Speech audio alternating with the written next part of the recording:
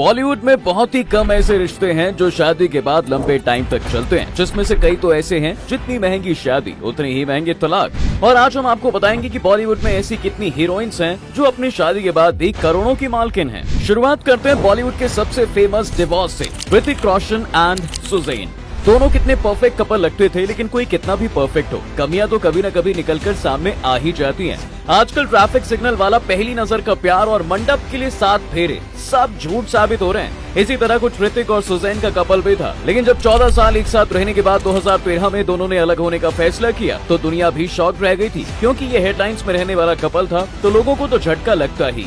लेकिन इस बात से हटकर जिस खबर ने सबसे ज्यादा लोगों को चौंकाया वो ये था कि सुजैन ने डिवोर्स की एलिमनी के तौर पर 400 करोड़ रुपए मांगे थे। लेकिन खबर ये आई थी कि ऋतिक ने सुजैन को 380 करोड़ रुपए एलिमनी के तौर पर ही दिए थे। Prabhudeva and Ramlala divorce. इस कपल का तलाक भी काफी सुर्खियों में बना रहा था। दोनों की शादी एक्स्ट्रा मैरिटल अफेयर की वजह से टूटी थी। ये अपनी वाइफ से 2011 में अलग हो गए थे। इस दौरान उन्होंने रामलता को 20 से 25 करोड़ की प्रॉपर्टी और साथ ही 2 लग्जरी कार्स और 10 लाख रुपए भी दिए थे। ये तलाक उनके सेटलमेंट का पैसा था। वैसे देखा जाए तो प्रभुदेवा की प्रोफेशनल लाइफ जितनी शानदार और सुकून भरी लगती थी, उतनी उनकी पर्सनल लाइफ नहीं थी। प्रभुदेवा ने 1995 में रामलता से शादी की थी। रामलता पहले मुस्लिम थी और क्लासिकल डांसर थी।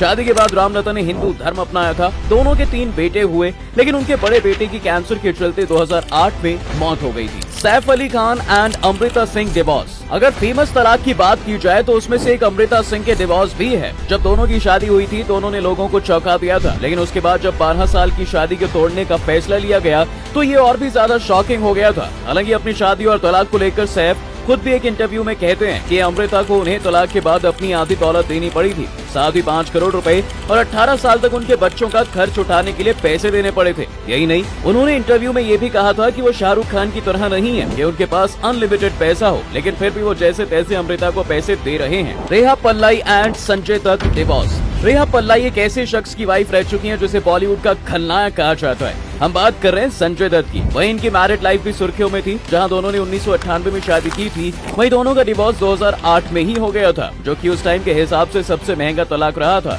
रेहा पल्लाई ने संजय दत्त से 8 करोड़ रुपए और एक लग्जरी कार मांगी थी। इसी के साथ संजय दत्त ने रेहा का खर्च तब तक उठाया था जब तक वो लिएंडर पेस की बच्चे की मां नहीं बन गई। तब दोनों का तलाक भी फाइनल नहीं हुआ था। करिश्मा कपूर एंड संजय कपूर डिवोर्स। कहा तो ये भी जाता है कि इस कपल का भी तलाक बॉलीवुड के सबसे महंगे तलाक में से एक था, जहां दोनों की शादी को लेकर पहले से इश्यूज चल रहे थे और अजम्पशंस लगाए जा रहे थे कि वो दोनों के तलाक होने के बाद करिश्मा को काफी कुछ मिला। हालांकि कहा यह जाता है कि करिश्मा को 14 करोड़ रुपए और साथ ही मुंबई में एक लग्जरी हाउस एलिमनी के तौर पर दिया गया था। दोनों की शादी 2003 में हुई थी और रिश्ता अच्छा ना चलते हुए 2016 में दोनों का डिवोर्स हो गया। Malaika Arora and Arbaaz Khan divorce. अब तलाक की बात चल ही रही है तो इसमें डक वॉक के लिए फेमस मलाइका अरोड़ा कैसे पीछे रह सकती हैं? कहा यह जाता है कि मलाइका को तलाक के बदले अरबाज ने 15 करोड़ रुपए की एलिमनी दी थी, लेकिन 10 करोड़ के करीब मलाइका ने डिमांड की थी। दोनों की शादी 1998 में हुई थी। फिर 2016 में इन्होंने अपने डिवोर्स की बात रखी, लेकिन 1 साल बाद यानी कि 2017 में दोनों का डिवोर्स हुआ।